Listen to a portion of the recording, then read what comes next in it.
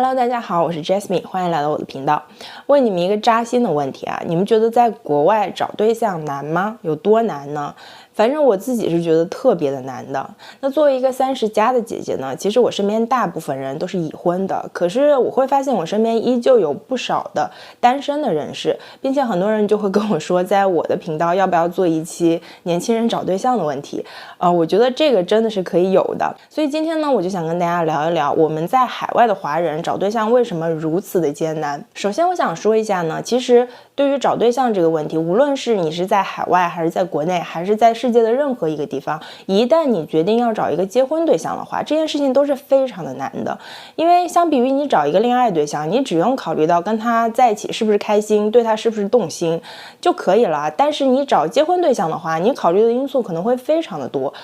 这个人的家庭背景跟你是不是合适，这个人的父母啊家庭对你是不是接纳，你们两个人的生活习惯以及三观是不是合适，是不是能磨合好，包括说你们两个人对自身发展的期望和对未来家庭未来规划是不是能保持一致。那这就涉及到你要考虑到非常多的因素。那为什么我们说在海外你去找对象会尤其的难呢？我这里总结了几点啊，我觉得有3个是客观的因素，但是还有一个是主观的因素。那我下面呢就跟大家唠一唠。首先第一点呢，我觉得是人口基数的问题，这就是一个客观的因素。我们知道在国内，那我们的人口密度是非常的大的，特别是在大城市。但是你看在澳洲，人口基数和人口密度都不是一个数量级的，再加上我们海外华人，特别是第一代华人，其实我们大部分人还是会被相同背景、相同族裔的人吸引。就是我们可能说不一定是要找第一代移民呢，或者是中国人呢，可能起码我们是要找一个华人背景的人。就是我当然这里不是说你跨国婚姻就不好，我身边也有非常多跨国婚姻的人，在一起生活了非常多年，然后到现在依旧是感情非常好的。但是我们天然的这个属性，我们依旧是跟自己族裔的人在一起，文化呀、语言上啊会更轻松一些，相处磨合相对来说这个摩擦会更小一些，那就决定了说我们可以选择的范围是非常少的。在海外呢，本来人口就少，那我们看海外，即使是大城市，即使是华人比较聚集的区，其实华人的占有率也不过是20%到30%，那就决定了你可以选择的这个人群是很窄的。那再加上你适婚的人口真的不多，所以这个人口基数就决定了这件事情肯定不会是容易的。那第二点呢，就是我们生活圈比较窄。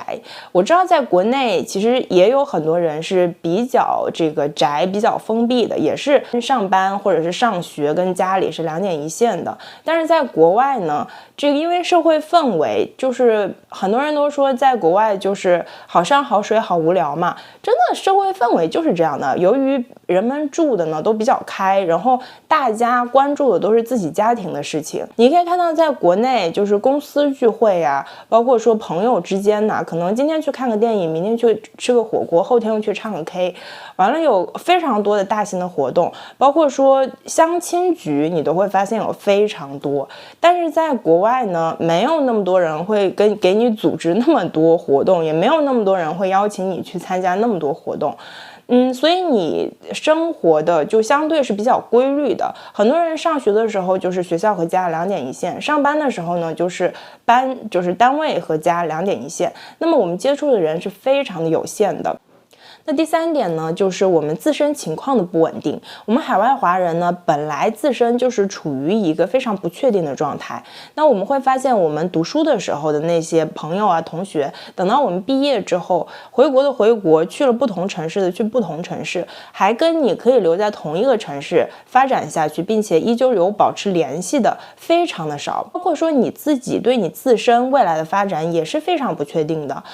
包括我自己，包括我身边的很多朋友都是这样的。我们在读书的时候，甚至刚刚毕业还没有拿到身份的时候，不太敢找结婚的对象，因为你自己对于自身状况都非常的不确定。我就见过有很多朋友，就是他们读书的时候找了男朋友或者女朋友，然后到毕业之后依旧要分开，因为一个决定回国，一个决定留在这边，或者一个决定去美国啊、新加坡啊其他的国家去深造。那么我们自身本来就是非常不确定的，那再加上我们经常会更换环境或者更换城市，那每一次更换环境或者更换城市或者是更换状态，对于我们本来的感情生活都真的是雪上加霜。我当年呢就是毕业之后，然后想，我这时候要找一个结婚对象了。其实女孩子过了25、26岁吧，包括男生过了28、29岁吧，你再想去交往一个对象，你那时候想的就是说，我这个时候交往的对象是要往结婚方面考虑了，你本来就会特别的谨慎。然后那个时候呢，你又要去认识身边的很多新的朋友，所以你是需要你自己很大的努力的，而不是说我坐在那边等机会就可以降临到我头上的，那是不可能的。那我这边就要说到第4点了，就是主观上的因素，不主动。我觉得很多单身的朋友啊，真的是大多数单身的朋友都有一个非常大的特点，就是不主动，他不会主动的去追求一段感情，追求一段爱情。我问你们一个问题，就是一个恋爱经验很丰富，非常受男生喜欢的女生和一个恋爱小白，没怎么谈过恋爱的女生，她们最大的区别在哪里呢？有的人会说区别在于一个女生可能漂亮一些，身材好一些，一个女生可能不怎么漂亮，邋遢一些。有的人可能会说一个女生可能更具有女性魅力一些，温柔，性格好一些，另外一个女生呢可能更没有女性魅力一些。但是都不对，这些答案都不对。我觉得最大的区别在于这个恋爱经验丰富、受男生欢迎的女生，她是积极的，她是主动的，因为她对恋爱这件事情是保有热情的，她是喜欢谈恋爱这件事情的。但是有一些人呢，他们对于两性关系、建立亲密关系、恋爱这件事情就是比较懒惰的，没有那么的主动，那非常自然的，他们恋爱的机会当然会比别人少。我觉得主动这一点，无论在国内还是国外，都是很多人找不到对象的最重要的一个原因，这也是你自己可以改变的一个因素。当然我也理解，并不是所有的人都有找对象的需求，很多人就会觉得说我一个人活得也挺好的呀，因为我们海外华人本来就是相对独立的一个群体，如果你没有说自己一个人生活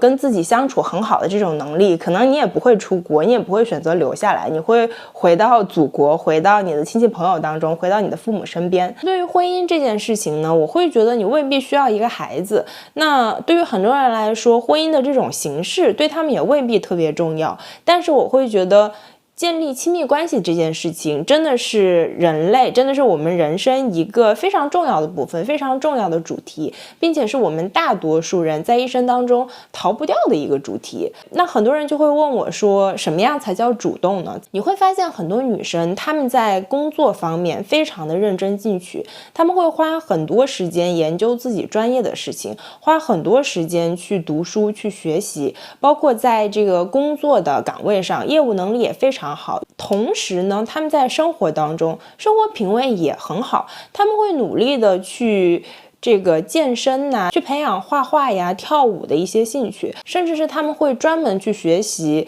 怎么化妆、怎么插花、怎么去搭配衣服，就是让他们自己全方面都有一个很大的提高。但是你会发现，唯独在恋爱方面，他们没有那么的积极主动，没有那么的花心思，投入的时间并没有特别多。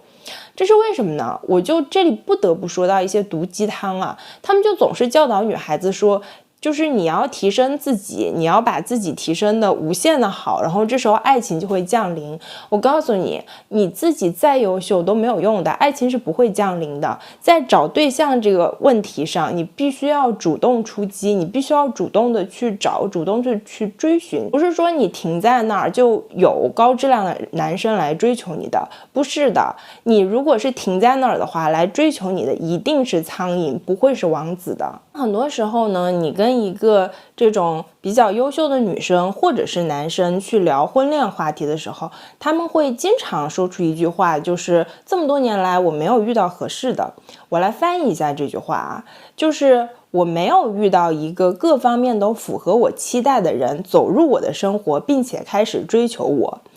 那大家想一想，一个各方面都符合你期待的人走进你的生活来追求你的概率有多小？那些遇到合适的人，有了一段自己完美的爱情或者是完美婚姻的人，他们的缘分都不是等来的，而是找来的。我这里呢，不是说女生要多么主动多么强势的去追求男生，而更多的是想说，作为一个女生，当你保持自身的独立、自身的优秀、自身的比较良好的生活状况的情况下，如果建立亲密关系这件事情对于你来说依旧是重要的，那么你需要主动的去扩大自己的朋友圈，扩大自己的社交圈，主动的去结识异性，主动的给他们一个认识你、了解你的机会，并且当你觉得对哪一个异性有好感的时候，你需要主动的去跟他们进行更频繁的联系，主动的让他们看到你的好感，这样你们两个人的感情呢才可以进一步的向下推动。其实我理解，作为中国人来说呢，